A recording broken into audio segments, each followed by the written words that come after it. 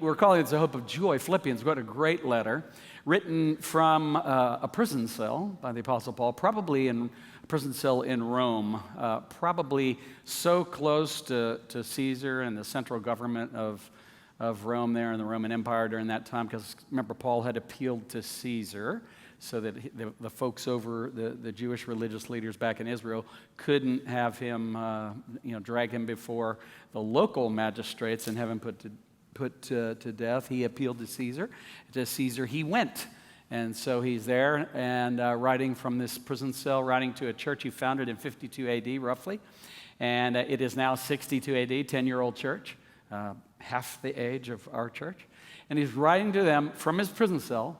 He's writing to them, and he mentions joy like 16 times, or some form of the word joy, rejoice, that kind of thing. Fascinating. He spends zero time complaining about his own predicament, his own circumstances, other than just to inform them of what's going on. He'll close out this particular chapter with a little bit of a summary of what's been going on in the life of Timothy and Epaphroditus, two friends. Epaphroditus, who was sent to Paul, to where he is, evidently by the Philippian church. And they've had some concern about Epaphroditus, and so Paul is sending Epaphroditus back to them. They're concerned for his well-being and what has happened to him and all of that. So this is incredibly personal and pastoral as a letter. There are other letters where he writes to correct false teaching or to refocus people on one particular aspect of proper gospel teaching. And he certainly is reminding them and reassuring them in Philippians. But there's a sense in which when you read this one, what you don't hear in the correction and all that sort of thing that he has to do in the other cases, is you hear a pastor writing to a group of people he really, really loves, really cares about. There's a lot of first-person personal pronouns, and he's talking directly to them. They know him, he knows them, and I love that about this particular chapter. Last week when we were together, we ended on a statement which I didn't spend a lot of time on, verses 9 through 11. I'll put it up on the screen so you don't have to turn to it right away. But it says, he's talking about Jesus, and at the very end of what we studied last week, he said, God highly exalted him, bestowed on him the name which is above every name, so that the name of Jesus every knee will bow. That's in all caps because it's lifted out of a passage, I believe, in Deuteronomy, of those who are in heaven and on earth and under the earth, and that every tongue will confess that Jesus Christ is Lord, to the glory of God. And so it is in the context of that indicative that he now turns with some encouragement, instruction, and some imperatives. And a lot of his letters are like that. You get some indicatives that these things are true. If you believe these things, then here's how you should respond, that kind of thing. So when he gives his imperatives in that context of indicatives and imperatives, it's not the requirement for salvation, it's the result of salvation. In other words, if it looks like something, what does it look like? Well, it looks like this. And he's already begun with some of that in chapter 2, but let's look at verse 12 with me. So then, my beloved, just as you have always obeyed, not as in my presence only, but now much more in my absence. Work out your salvation with fear and trembling. You have probably heard that verse before and what follows on its heels. For it is God who is at work in you, both to will and to work for his good pleasure. Now that's awesome. That's a wonderful imperative indicative combination. Yeah, he tells us to work out our own salvation, but he also tells us that it's God who's at work in us. So we work out, he works in. That's very, very clear. But then he goes on and it gets real specific here. Verse 14, do all things without grumbling or complaining. Okay, that wipes out half the room, doesn't it? I mean, that's like, did anyone here, somebody that's a curmudgeon? Does anybody, don't raise your hand because are you sitting next to a curmudgeon? Are they thinking of you perhaps? That might be true. It's easy. We get into the spiral, kind of the no spiral and the curmudgeon spiral a lot, don't we, in life? I think our culture does all things with grumblings and complainings. But we're supposed to be different. We're supposed to be set apart. That's what holiness means. It means set apart. It means different. We don't look like the context of the world in which we live, the unbelieving world in which we live. So he says, do all things without grumbling or disputing. Notice in verse 3, he had said, do nothing from selfishness and empty conceit. Now he's saying, do all things without grumbling or complaining. Like a little sign, no whining, no complaining, no grumbling. Man, this is so not me. And so it's just so not you. And you can probably think of some time, maybe, in the last week even, when you got upset about something. I did. I was out in we don't have much of in terms of our yard, we don't have much land mass. But what little bit we have, I take really good care of.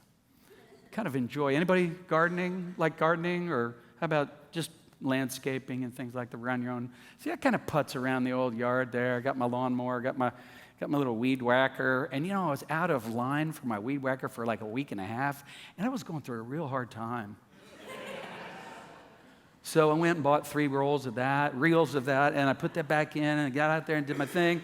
And then I'm out there, and I'm looking at the little plants and things like that, and I walk around, and doggone, right behind, right parallel to the back of our yard there, and we don't have a fence or anything, but there's an alleyway, and there's a car sitting with 2 wheels on my grass.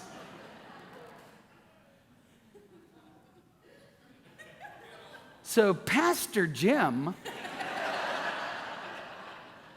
went over and gave that person a piece of his mind. And I got to tell you, I'm laughing about it, but I'm not really proud of it.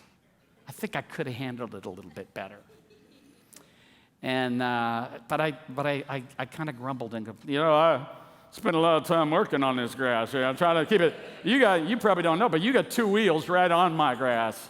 That's not going to go well, for my grass, and I'm letting you know that, So she had her headphones on, stuff like that, and she didn't say a thing, but she pulled off and kind of gave me a little negative look, and that sort of thing. But I thought to myself afterwards, I thought, I could have done that in a nicer way, and the tone that he's looking for here is a tone that's almost foreign to us in this day and time in which we live. We've said it before around here, man. Outrage is the kudzu of our culture. It's going to cover us up and choke us to death. So, are there some things that we should have righteous indignation about? Sure. But should we always be in that mode? Do we get drawn into that mode like addicts to a drug that we are now addicted to because we've been so programmed by it? By voices in our culture that want us to go that way. It's a good thing to think about. Paul says, do all things without grumbling or disputing. All things is all things. Walking around your yard. Doing your work, whatever your job is. Being the spouse you are, or the single person you are, the friend you are, or the neighbor you are. Do that without grumbling or complaining. What if I started to, what if Village Chapel 5 services is 1,000 or 1,200 people? What if 1,000 or 1,200 people in Nashville stopped screaming and yelling and hollering and protesting everything and started, and again, there's stuff wrong in the world, I get it, but what if we all started living like Paul is suggesting here? So trusting of Jesus, so trusting of God, that no matter what's going on in the watching world around us, we're so focused on and trusting and secure and resting in his love. My beloved, my brethren. What if we changed the nature and tone of the way we do life? Verse 15, that you may prove yourselves to be blameless and innocent. So that's what it looks like to be blameless and innocent, and to prove it. That you prove yourself to be blameless and innocent, children of God. In other words, you bear the family resemblance, above reproach in the midst of a crooked and perverse generation. Isn't that interesting that he thought the first century was a crooked and perverse generation? Wonder what he would say about our generation if that one was a crooked and a perverse one. And by crooked and perverse, I don't only mean issues that, kind of get the top headline in when we think of those descriptive terms. I think it's crooked and perverse that human trafficking is so successful, that pornography is so successful in our world. That is just wrong. That there's so much poverty in our world. That is just crooked. Things are twisted. Things aren't the way they're supposed to be. And I think that's what he's saying. We're supposed to do all things without grumbling or disputing, that we prove ourselves to be blameless and innocent, that we bear the family resemblance above reproach in the midst of a crooked and perverse generation, among whom you appear as lights in the world. Lights? Lights. Yeah, lights. What do lights do? Lights warm. Lights give us the ability to see, so they help us with direction. Lights give us the ability to see things so that they help us with correction. Oh, this is the wrong way. I'm going the wrong way. This is netting the wrong result. I need to be able to see to know that that's the case. And we're supposed to be scattered like lights across the culture and reflecting, not generating our own light, but reflecting the light of the gospel. And because Christ has changed us, we are children of God, above reproach. Is that happening? Man, I would like that to be said about us. But we're supposed to be shining as lights. We're holding fast, and some of your translations might say holding forth the word of life. And that Greek word can be translated either way, so it's both. If you're holding fast, you're also holding forth. If you're holding forth, you're also holding fast. And it's meant to be both. We're supposed to understand it that way. So that in the day of Christ, Paul says, I may have cause to glory because I did not run in vain, nor toil in vain. So there's a running and there's a toiling, and he doesn't want either to be in vain. But even if I'm being poured out as a drink offering upon the sacrifice and service of your faith, I rejoice and share my joy with you all. They used to pour, when they would sacrifice an animal on the altar, the ancient Jewish priests, anyway, would also sometimes pour a drink offering. You've probably heard that phrase from the Old Testament. And they would pour that right beside the animal sacrifice as they burned it in the altar. And so he's right beside them. They're together as an offering, a sacrifice to God and for God's glory. And he says, even if my life is being poured out like that, I want you to share my joy.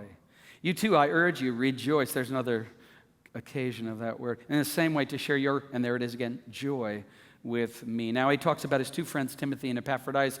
I hope in the Lord Jesus to send Timothy to you shortly, so that I also may be encouraged when I learn of your condition. For I have no one else of kindred spirit who will genuinely be concerned for your welfare. In other words, I really care about you, and I want to send somebody who cares about you. For they all seek, there's a bunch of folks who seek after their own interests, not those of Christ Jesus. But you know of that's Timothy's proven worth, that he served with me in the furtherance of the gospel like a child serving his father. He's certainly referencing 52 AD when Timothy was with Paul and Luke and Silas, and they established that church in 52 AD. And they visited it twice more on the third missionary trip of the Apostle Paul. And so he's certainly referencing back to that time and saying, look how well we all know each other, and I want to send Timothy there because he loves you as well, and you love him and trust him. And he's been so faithful serving me, but he would be very faithful in serving you as well. I have no one else of kindred spirit who will genuinely be concerned for your welfare, for they all seek after their own interests, not those of Christ. But you know of his proven worth. He served with me in the furtherance of the gospel like a child serving his father. I hope to send him to you immediately as soon as I see how things go with me. Again, he's in prison. Tomorrow he could be put to death. He doesn't know. But he goes on. There's a little bit more. And I trust in the Lord that I myself also shall be coming shortly. See, he believed he would be released at some point. He was hoping that that would happen. I thought it necessary to send to you Epaphroditus. So that's who's going to carry this letter, is this the implication here. Epaphroditus, my brother and fellow worker and fellow soldier. So he's a brother, he's a worker, and he's a fellow soldier. There's an intimacy of relationship. He's a brother. There is a partnership. He's a fellow worker. And they're fighting for the same thing, the furtherance of the gospel. And fighting need not mean the negative aspect of that might be attached to that in our own day and time. What it means is there's a spiritual battle going on. And it's real. And so Epaphroditus is a brother, and he's a co-worker, and he's a fellow soldier in the gospel. And he's also your messenger and minister to my need. They had sent him to Paul because he was longing for you all and was distressed because you had heard that he was sick. Indeed, he was sick to the point of death, Epaphroditus. But God had mercy on him, not on him only, but also on me, lest I should have sorrow upon sorrow. In other words, if he had died, Paul would have been so sad. Therefore, I've sent him all the more eagerly in order that when you see him again, you may rejoice. And I may be less concerned about you. In other words, I will know that I've sent a trusted fellow co-laborer in the gospel to be with you. Therefore, receive him in the Lord with all joy. There it is again. And hold men like him in high regard, because he came close to death for the work of Christ, risking his life to complete what was deficient in your service to me. That is, I'm going to assume what he is referencing there is that what's deficient is simply that their presence isn't with him. He's not with them. He and Epaphroditus came to be with Paul, and he made up the difference by actually being there and being present with them. So, great passage. I love when we're reading someone else's mail, which is what we've been doing. I love the fact that in this mail, it's not just that sort of rubber stamp, Merry Christmas 2019. We have a family member that sends us a Christmas card every year with just the rubber stamp signature. There's no, how you doing? What's going on? Hey, you guys cool? How's the church? What's going on? None of that. None of the, here's my story and unfold about a 40-page update on what's going on in their world. Nothing. Just rubber stamp. Merry Christmas 2019. And it looks like a card that was bought like 1,000 in a box. It's that kind of card, but it's interesting. He's not doing that here. This is very warm and personal. He's mentioning real people, Timothy and Epaphroditus. He's writing to a real city, Philippi, that we actually can know about because we can do some work even outside of the Bible altogether. We can look at ancient history and see that there was indeed a city called Philippi. 10 miles inland, northern tip of the Aegean Sea, established 356 BC, named after Alexander the Great's dad. I mean, this is awesome. Your Bible said in space-time history, this is real. This isn't just a warm, fuzzy story that somebody ought to make a movie about and do a big soundtrack with and all kinds of hobbits and things like. No, it's not that. This is real. And I love hobbits. Don't hear me. I'm not down on that stuff. But this is real. And there's a real guy named Timothy, a real guy named Epaphroditus.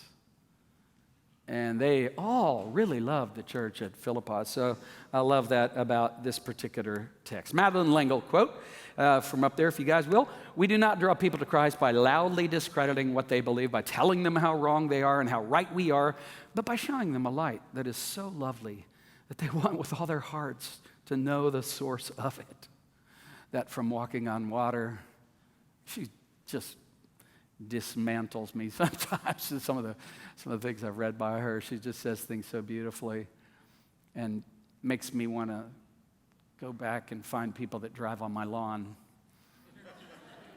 and apologize to them. We're not really ever going to convince anyone of the gospel of Christ if all we're doing is screaming, "Get off my lawn!"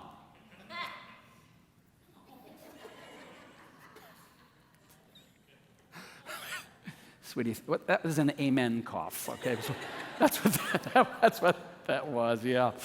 All right, what does he mean? I mean, we got to deal with a couple things. First of all, what does he mean, work out your salvation? with fear and trembling, for it's God who's at work in you, both to will and to work for his good pleasure. There's three different stages, if you will, in the Bible's account of salvation anyway: justification, sanctification, glorification. There are other ification words in theology. I mean, theologians work really hard at coming up with big words so that it's kind of job security for them. That way we always need to employ them to help us understand, what in the world are you talking about? Justification is this immediate salvation from the penalty of sin. You're justified. And this happens at the point of your conversion, okay? Sanctification is this progressive salvation that happens, and that aspect of it that's progressive. And it's from the power of sin in your life, at work in your life and at work in my life.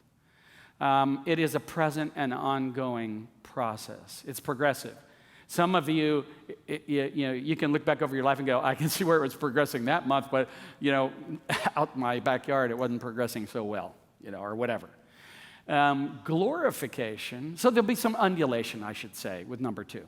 3, glorification, the ultimate salvation from the presence of sin. And this, of course, is what the Bible points forward to in the return of Christ and as he establishes the new kingdom, the new heavens and the new earth. The process that we call sanctification involves us working something out, we're told here in Philippians 2, but it's God who's working something in. Look at the next slide, if you will. There is a concurrence. So there is we're both participating in this, not on equal terms by any stretch of the imagination. Please understand this. God's always the initiator, we're always the responders. That's the big filter through which I run everything. He's always the one that started, that initiated it. And how do I know that? Well, because the first verse of the Bible says, in the beginning, God. It doesn't say in the beginning, Jim. And that God set everything else in motion with a view toward creating some creatures, some part of his creation, in his image, which is awesome. And then calling us, even after the fall, calling some of us back to him. He's looking for a people he can call his own. And the question is, how do you respond to that? This is the question we continue to ask ourselves. And so God works in, and we're to work out, okay? So there's a concurrence that goes there. Homer Kent Jr.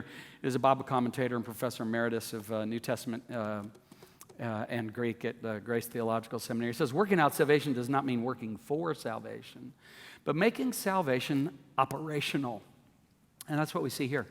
Justification must be followed by the experiential aspects of sanctification, by which the new life of Christ is consciously appropriated and demonstrated. Isn't that great? So grace, while it is opposed to earning, is not opposed to effort. I'll say it again. And this is from Dallas Willard. Grace is not opposed, or is opposed to earning, but is not opposed to effort. And that effort is my proper response to God's grace, to God's generous grace. I mean, if I really appreciate what he's done, if he, a holy God, would smile upon a sinner such as myself or such as yourself, the proper response is humility and gratitude, and then responding by living in such a way that would delight our Father who art in heaven as we delight in him. As Hendrickson, another New Testament scholar and Bible commentator, says, their salvation is a process in which they themselves, far from remaining passive or dormant, take a very active part. It's a pursuit, a following after, a pressing on, a contest, a fight, a race. You see how hard the New Testament is working at giving us all these different images so that no matter who you are, no matter which way you're wired and which way you think, whether you're poetic or you're an athlete or whether you're a thinker or whatever you are, there's some metaphor that will speak to you and will communicate to you that you're not to be passive in this whole thing. You're to be engaged in this whole thing. And it permeates all of life, every category of life, all the longings of my heart and mind, all the longings of your heart and mind. It speaks to and heals the brokenness that's in our hearts, in our minds. It gives us hope for joy, that there might be joy for us. This guy writing from a prison cell can write about joy. And notice what he doesn't write about. This is such a horrible cell I'm in. I can't believe it. Food is always late and terrible, mushy. No, it's not warm. The ice in my Coke is melted. I can't even get, there's no sippy straws. I mean, there's just so many things I complain about that Paul doesn't spend any time on that. This is, some of you are not going to be happy about this, but the New Testament spends precious little time talking about how I feel. Now, and I'm speaking this into a culture that is obsessed with the way it feels and how it feels about how it feels. And how it feels about how it feels and how you ought to feel about how I feel. And please, understand, Paul says very little about how he feels, other than I feel like I really love Christ and want to follow him. And the only thing he talks about, the feelings are, I long to see you, my beloved Philippians. He feels that, but he's not talking much about his own inconveniences and things that are going wrong, so to speak, in his own life. If sanctification looks like something, Philippians 2, especially verses 12 to 18, tell us what it looks like. Resting in being the beloved. Look at verse 12. He says, so then, my beloved, just as you have always obeyed, and he moves right to that. You are beloved, and just as you have always you've always obeyed, okay? Not as in my presence only, not just because I'm there, but now much more in my absence, okay? And again, he's Pastor Paul, Apostle Paul, writing to this church he founded. He has a proper claim to actually speak that way to them. And then he goes, work out your own salvation with fear and trembling. Some of us stopped trembling a long time ago. Some of us are too sophisticated to tremble, or at least we think we are. Some of us are too self-sufficient to fear, or at least we think we are. And I would say in both cases, it's delusion. I don't agree with Roosevelt. The only thing to fear is fear itself. That's not the world I live in. I mean, there's a lot of stuff out there to fear. It's a crazy world. And I'm so glad there's a sovereign God who has numbered the hairs on my head and is so aware of what's going on in my life, knows my deepest longings. Knows what I need. And how many of us could raise our hand if I ask the question, how many of you have seen in hindsight so much clearer how God is working in your life than you can see right now, or than you can see forward into the future? You in hindsight, you have seen God proving himself faithful over and over again, even when you in the moment may not be able to see such a thing. So rest in the beloved, habitual loving obedience to God and his word. This is up there. This is part of the response. Joyful fear and trembling, freed from grumbling and disputing. Oh, may that be us. Freed from grumbling and disputing. How different we would be. How God's people would stand out, even though there's much that's broken and wrong in this world. I agree with that. There are things I would change, there's no question. But Paul's writing from prison and saying we shouldn't grumble. Paul's writing from prison saying we shouldn't be afraid of what's going on out there. We should work out our salvation with fear and trembling. And we shouldn't be grumbling and complaining. And this is pretty amazing that he would think that way. Saved from the sin of acting as a murmurer. Whoa. Church people, we need to hear this. I mean, there's one thing, murmur is one of those, I love the word murmur. It sounds like what it is. What's that called? Onomatopoeia? Is that onomatopoeia? Let's all say murmur about 4 times together. Ready? Murmur, murmur, murmur, murmur. That's what it sounds like. It sounds exactly like what it is. Murmur, murmur, murmur, murmur, murmur. Stop it! That's what he says. And he's saying it to us. Why? Because for the glory of Christ, we need to be lights shining in a dark, crooked, and perverse world. And that crooked and perverse world, you know what it's stuck on? Murmur. It's not just stuck on some of the common sins that everybody likes to list. It's also stuck on murmur. It's stuck on grumbling and complaining and anger, uncontrollable anger in some cases. Blameless, innocent, above reproach, shining as lights, holding fast or forth the word, rejoicing and sharing in joy. Where are the folks who not only show up at church, but once they show up, they volunteer? Not only do they volunteer to do what they like to do, but they volunteer to do whatever needs to be done. We have a few around here that are like that. They show up, and then they volunteer, and then it doesn't matter where you put me, coach. Just put me in. I want to play. I don't want to just own a jersey. I actually want to be in. And I'll give myself away in any way you want me to, it's true with every organization, every volunteer effort that 80% of the work gets done by 20% of the people. I get it. Those statistics run true, sadly, in the church, though, as well. And we need to reverse all of that. We need to be coming in here thinking like hosts, not guests. Each and every one of us. And if all of us did that, then every visitor that comes to Village Chapel would kind of be blown away as they're smothered in the love of God. Not in the goofy, smothery kind of way that some church people can be. I'm not saying that.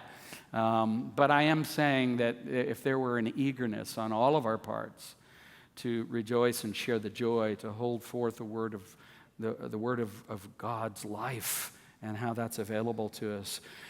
J. Alec Motyer says, the light of Christian character is an uninterpreted parable. I love that. If we do not speak about Christ. In other words, it's an uninterpreted parable. Nobody can figure out what it is, the light of Christ, if we don't live it out. Equally, speaking about Christ is futile if our lives do not back up what we say. And when we were kids, some of us remember growing up, does our walk match our talk? That's all. It's that simple. Are we living this out? Is it more than just academic acknowledgement of the existence of God? Is it more than that? And is it more than academic assent to the doctrines of grace and the Westminster Confession or the shorter confession? Is it more than that? Has it gone from here down to here? And is it now being lived out in some practical way like the Philippian church seems to be doing? Well, we all know it's not easy. Brian Hedges, in a book that I love, Watchfulness, and if you haven't read it, I highly recommend it. The Christian life is a journey, a race, and a battle. It's all three. Again, these metaphors help us. It's not just sort of a sitting back and, acknowledging some truths to be true. You got to engage. You got to be involved. Whether you think like, okay, a journey speaks to you. Okay, that's great. You're a journey person. Let's talk about the journey. Oh, you're a race person. Okay, so let's go. Let's talk about running a race. You need it to be a little more intentional, a little more aggressive, a little more proactive. All right, let's talk about it as a battle. And he's right. It's all three of those things. Good news, we're on a different kind of journey. We're walking a different way because we're following Jesus and walking the way that he walks. We're going to a different kind of city. The destination is different. We're running another kind of race. So we're fighting a different kind of battle.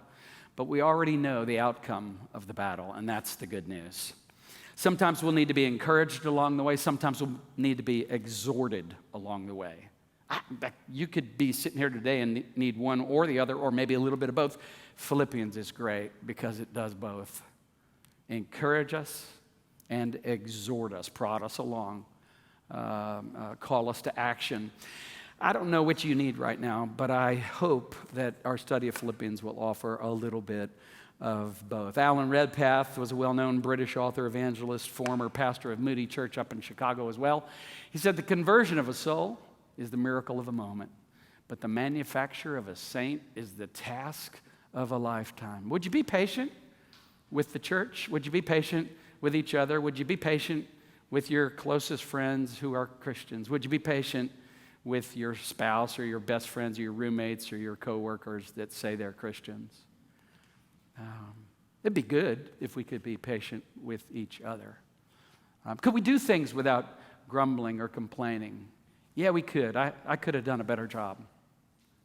And I can do a better job because of the grace of God at work in my life and because of him helping me to see, when I read this book, helping me to see how this exhorts me.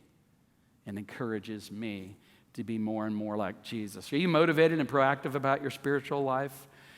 Do the things that matter spiritually shape and influence your thinking, your relationships, your behavior? Do the things that matter that come out of this book, do they really shape and influence your life? How does believing and walking in light of the gospel transform your priorities, your relationships, even your experiences of suffering?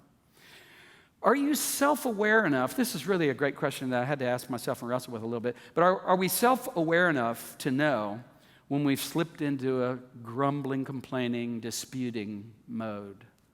A contrarian.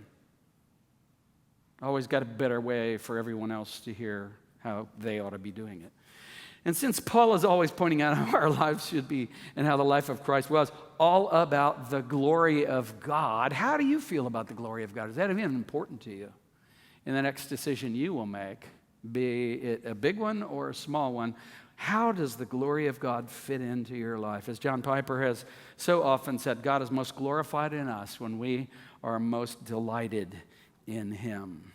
Jesus Christ is the hope of our joy. Let's pray. Lord, thank you for this passage. Stir us up. I just watching and what Paul said about Timothy and Epaphroditus, and how while they aren't the hero of the redemption story, Christ is, they seem to be guys that were walking it out a bit with Paul and with the church at Philippi. So I pray for all of us, Lord. As we look back through history, we can see some people who've run the race well.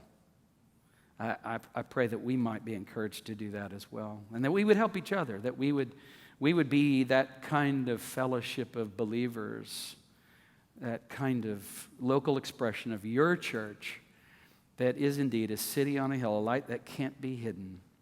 And we might show the watching world what it looks like to really hope in and trust in the gospel and the good news of Jesus Christ, salvation in his name as a free gift for us. May we rest in your love as the beloved, and may we walk in the light of your grace this week. In Jesus' name, amen and amen.